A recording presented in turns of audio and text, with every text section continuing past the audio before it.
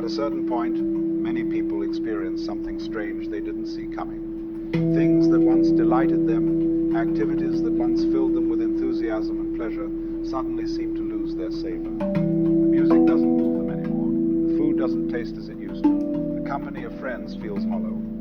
Even the pursuits they once considered their greatest passions, reading, walking in nature, creating things, all of it becomes somehow flat, colorless, without the spark that once made life feel worth living. And naturally, when this happens, people become frightened. They think something has gone terribly wrong. But what if I told you that this loss of joy, apparent flatness of experience, is not necessarily a problem at all? What if this state that seems like death is actually a kind of birth? What if the disappearance of joy as you knew it is simply making room for something else, something you haven't yet recognized, because you're still looking for the old feelings, the old excitements, the old ways of being moved? Let me explain what I mean. You see, most of what we call joy or pleasure in ordinary life is really a kind of relief, seeing reality directly now, not just its shadows. And this direct seeing is so much richer, so much more real than the shadow play you were watching before. But it's a different kind of richness. It doesn't have the same quality as the shadows. It's not entertainment, it's something else entirely. This is what's happening when nothing brings you joy anymore. The old shadow play has stopped working, but you haven't yet learned to see in the daylight. You're in that transitional period where the old is gone, but the new isn't yet clear.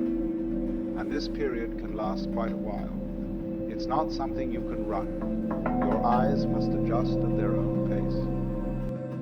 Now, the usual response to this state is to try desperately to get the old joys back. You might think this sounds rather dull.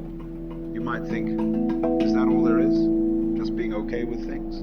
That doesn't sound very exciting. And you're right, it's not exciting in the way the old pleasures were exciting. It doesn't have that quality of peak experience, of highs and lows, of drama and intensity. But here's what you must understand. Excitement is exhausting. Drama is exhausting. The constant pursuit of peak experiences is exhausting. You can't live at that pitch all the time. Let me tell you about a man I knew once. He was tremendously energetic, always doing something, always pursuing some new project or pleasure. He traveled constantly, collected experiences like some people collect stamps, was always reading, always learning, always seeking out new sensations. And he was proud of this. He thought he was really living, squeezing every drop out of life. Then something happened, I don't know exactly what, perhaps just the accumulation of years, and he lost his enthusiasm. All those activities that had seemed so important suddenly seemed pointless. Travel bored him. Books couldn't hold his attention. Food all tasted the same. And he became quite depressed about this. He thought his life was over, that he'd become old and worn out. But then, after some time in this state, something shifted. He told me that one day he was sitting in his garden, doing nothing in particular, just sitting there.